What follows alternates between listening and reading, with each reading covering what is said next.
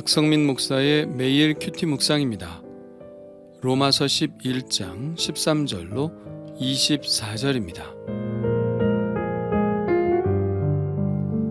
내가 이방인인 너희에게 말하노라. 내가 이방인의 사도인 만큼 내 직분을 영광스럽게 여기노니 이는 혹 내 골육을 아무쪼록 시기하게 하여 그들 중에서 얼마를 구원하려 함이라. 그들을 버리는 것이 세상의 화목이 되거든 그 받아들이는 것이 죽은 자 가운데서 살아나는 것이 아니면 무엇이리요.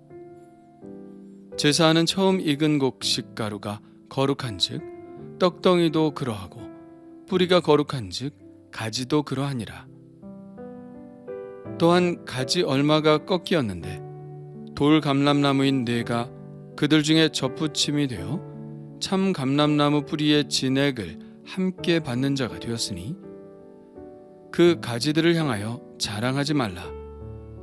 자랑할지라도 내가 뿌리를 보전하는 것이 아니요 뿌리가 너를 보전하는 것이니라. 그러면 내 말이 가지들이 꺾인 것은 나로 접붙임을 받게 하려 함이라 하리니 옳도다. 그들은 믿지 아니함으로 꺾이고 너는 믿음으로 섰느니라. 높은 마음을 품지 말고 도리어 두려워하라. 하나님이 원 가지들도 아끼지 아니하셨은즉 너도 아끼지 아니하시리라. 그러므로 하나님의 인자하심과 준엄하심을 보라. 넘어지는 자들에게는 준엄하심이 있으니 너희가 만일 하나님의 인자하심에 머물러 있으면 그 인자가 너희에게 있으리라. 그렇지 않으면 너도 찍히는 바 되리라. 그들도 믿지 아니하는데 머무르지 아니하면 접붙임을 받으리니 이는 그들을 접붙이실 능력이 하나님께 있음이라. 내가 원 돌 감람나무에서 찍힘을 받고 본성을 거슬러 좋은 감람나무의 접붙임을 받았으니 원 가지인 이 사람들이야 얼마나 더 자기 감람나무에 접붙이심을 받으랴. 아멘.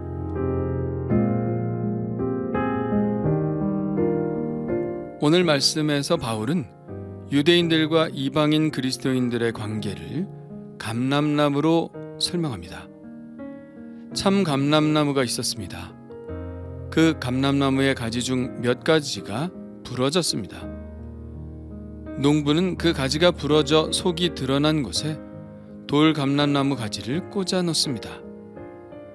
이제 돌 감람나무는 참 감람나무의 뿌리로부터 올라오는 진액을 먹고 참 감람나무로서 자라게 되죠. 만약 참 감람나무 가지가 꺾이지 않았다면 돌 감람나무 가지는 언감생심 참 감람나무의 진액을 받고 자랄 수 없었을 것입니다.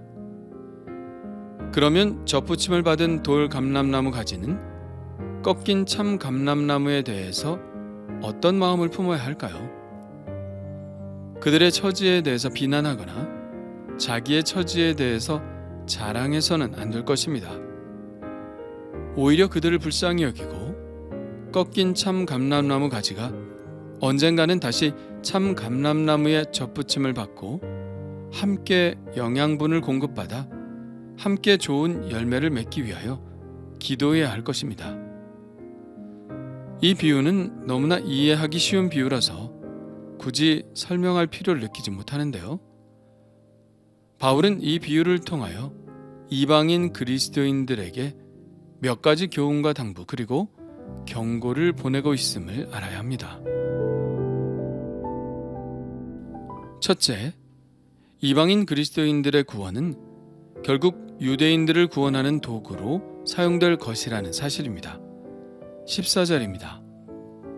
이는 혹 내 골육을 아무쪼록 시기하게 하여 그들 중에서 얼마를 구원하려 함이라. 이방 세계에서 부흥이 일어날 때 그것은 곧 유대인들의 부흥으로 이어질 것이라는 말씀입니다. 둘째, 유대인들이 이방인들에게 전해준 믿음의 유산들을 존중하라는 것입니다. 18절입니다. 그 가지들을 향하여 자랑하지 말라. 자랑할지라도 네가 뿌리를 보전하는 것이 아니요 뿌리가 너를 보전하는 것이니라. 이방인 그리스도인들은 단지 접붙임을 받은 가지일 뿐입니다. 가지는 뿌리라는 유산의 영향을 받습니다. 이 유산을 무시하면 안 된다는 것이죠. 초기 그리스도인들 중에는 구약 성경을 완전히 무시하는 사람들이 있었습니다. 그들은 결국 이단으로 정죄되었죠. 구약 성경이 없이 어떻게 신약 성경이 있겠습니까? 유대인들의 믿음을 무시하고 어떻게 그리스도인의 믿음을 설명할 수 있겠습니까? 그 어느 것도 갑자기 된 일은 없습니다. 우리는 지금도 끊임없이 유대교적 유산의 영향을 받고 있죠. 그러므로 그들에 대하여 판단하거나 무시하지 말고 존중하는 마음으로 그들을 바라보아야 합니다.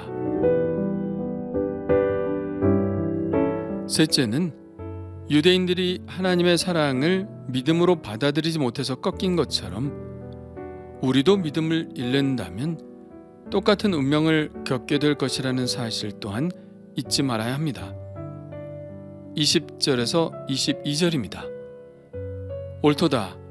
그들은 믿지 아니함으로 꺾이고 너는 믿음으로 섰느니라. 높은 마음을 품지 말고 도리어 두려워하라.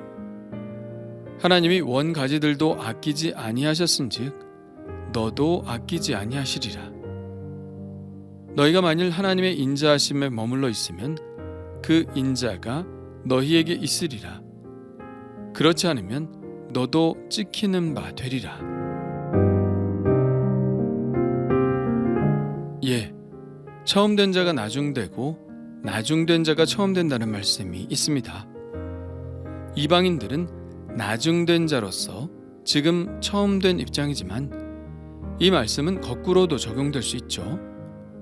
유대인들이 지금은 나중된 자로 있지만 이방인 그리스도인들을 제치고 처음이 될 수도 있습니다.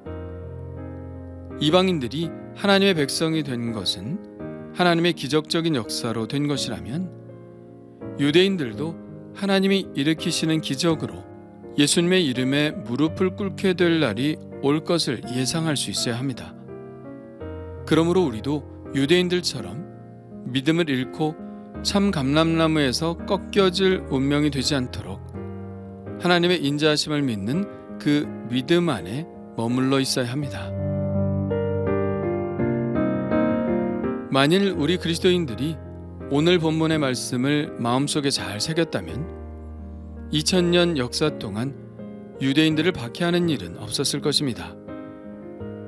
그러나 불행하게도 나라를 잃고 유리한 대부분의 유대인들의 고통은 그리스도인들로부터 시작되었죠.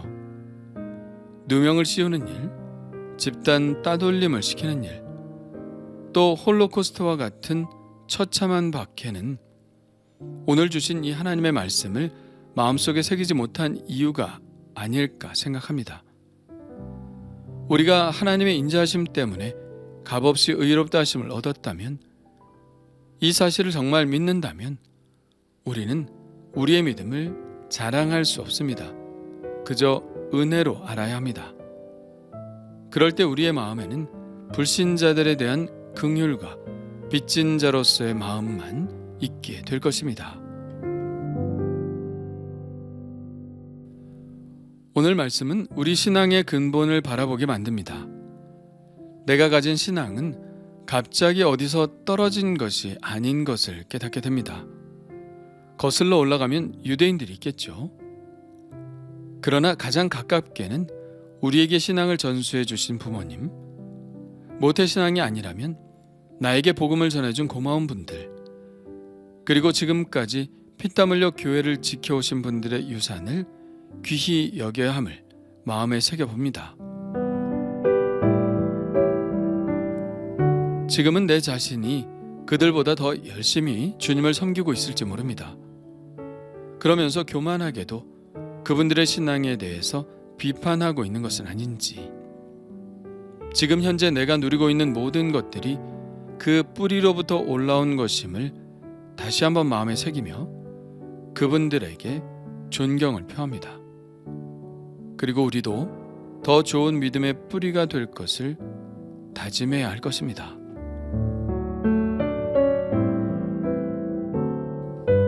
주님 감사합니다. 선줄로 생각하면 넘어질까 조심하라 하신 말씀대로 늘 초심을 잃지 않고 살아가게 하여 주옵소서. 앞서간 신앙인들의 유산을 소중히 여기고 저도 좋은 신앙의 유산을 물려주기 위하여 끝까지 믿음의 길을 완주하게 하옵소서.